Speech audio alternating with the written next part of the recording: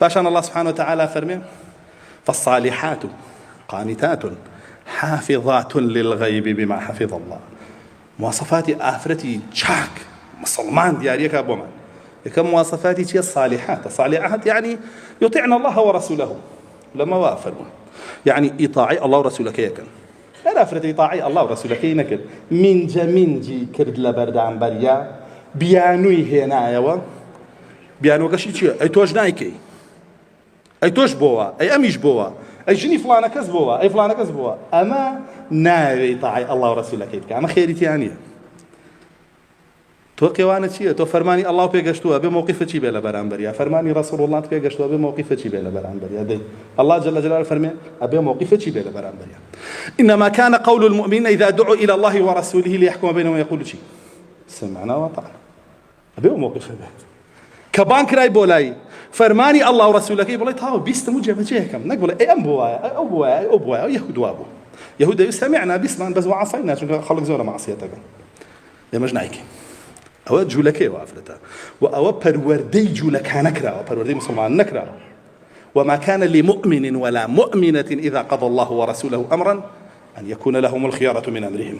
نا إيمان داري نير نا إيمان داري مي بويا نيا كاتك الله سبحانه وتعالى فرماني كان بيكا رسول الله صلى الله عليه وسلم فرماني كان بيكا بجاردي سيم نية دوم نية أم تا بجاردي بانزي مروان بانزا عزري هنا تو بانزا بجاردي هنا تو لكاتك يقدعنيه جبجك ني فرمانك يا الله ورسولك بوينيا نانير نمي ابي هموي وكو خوي جبجيك كامانه ايات انا قصي مؤونين وري اجرن دينك ثانا وري شي ناجرن با الله دينك ثان رتكنو اتل هرجيك هن ولا هربيك هن كاكا حقي من النبي وابز انا خوتي قران اخواني تو ولو كاتو شي الله لو زياده بويا افرمي الصالحات اوانا اطاعي الله ورسولك قانتات اوانا اطاعي مهدكان يعني كان طبعا مردي باش مردي بياو وكون لو تاري بيشوا باسي بياو ما كان پروردي دروسي بياو ام بياوانه ابي افرد بقصيكا ما بلقصي درجه اوش دا چكاتيكا كفرماني كي بي اكا بيچواني فرماني الله ورسوله كيدي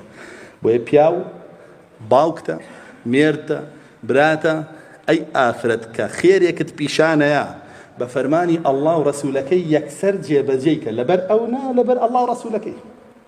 تو اوي الله ورسولك جيبجيك حق خويد نبي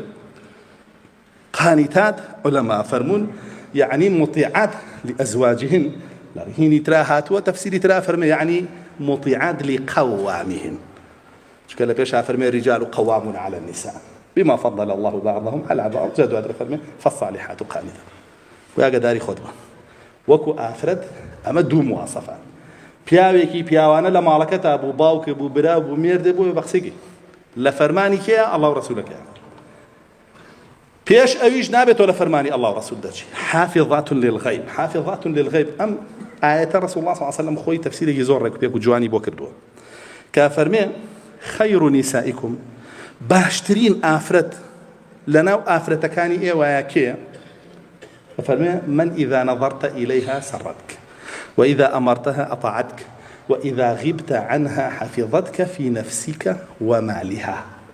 فرمي باشترين جن أو جناية كاتك كسيري دموشاوية كي ضل خوش بي لوتيناوا بيكا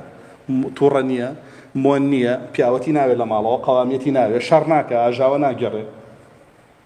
داوي حقيقو يقال لو بري أدبو هدبو بوي بكي بوي كي نبو صبرك هتو نايكي اجراءاتي ترهي بيقرا تبر كسكاركو كمو حكم اهينم اي كي بيكا نايكي كاكتو قواميتي بيناكري بياوتي بيناكري نفقت بيناكي شري الروم بلاش يعني خومو نقب من مو بياويك تلا موبايلا باكم تقصشي لقلابكي يكسر بلايتي ولا ميردكم وا بوي توم قرتو بحرامي راسكي الله جل جلاله رجاي بوداناوي خلعها طلاقها خذ رزقاركو بيانك شايسته بخذ شو بيبكى ياخذ خوله ميردكو بيستري شلون او حرامك توش بدو حرامي لو قلاوتري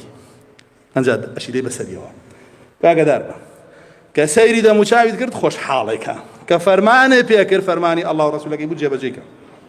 من نەکا لە بەرامبەر کچەکەم لە چی بۆ بەسەر کچەکەم خۆت داپۆشە حیجاب کە کچەکەم مەڕۆ بۆ شوێنە تێکەڵاوی پیاومە بە کوڕە مۆبایلە لابە ئەو مۆبایلە لابە کە ئەمڕۆ لەوانەیە نەچێت دەرەوە تێکەڵاوی خەڵک بێ بە جەستەی بەڵام لە مۆبایلەکەیە بەڕۆح و کیانی لە ناویانە بە هەموو شێوەیە لەگەڵیانە تێکەڵاویانە بۆیە دواتر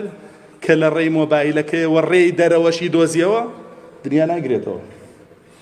هیچ کەس ناتوانێت بیگرێتەوە هەموو شتێک سەرەداوی هەیە کە دەستی گەشت بە حەبلەکە بەخوا لە حەبلی ئەڵڵا تونترەی گرێت حتى وەکو ئەو پەڕی فاسد بوونی ژەڕەوە بۆیە ئاگادار بی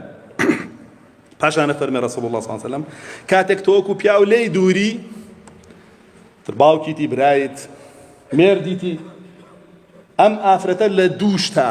تۆ پارێزێ یەکەمیان ماڵ و سەروەت و سامانە بە فیڕۆ نایە بڵێ خۆ لێرە نییە دەی با ئەمە بکڕم و ئەمە بخۆم و بڕۆم بۆ ئەوە بکەم دومیشیان خیانەتە لێ ناکا لە ناموسی خۆیان ناڵێ خۆ کە زاگای لێ نییە با لە چک لابم با حیجاب لابم با پەچە لابم با تۆزێ بگەڕێم با تۆزێ خۆشیکەم نە ئەمە باشترین ئافرەتە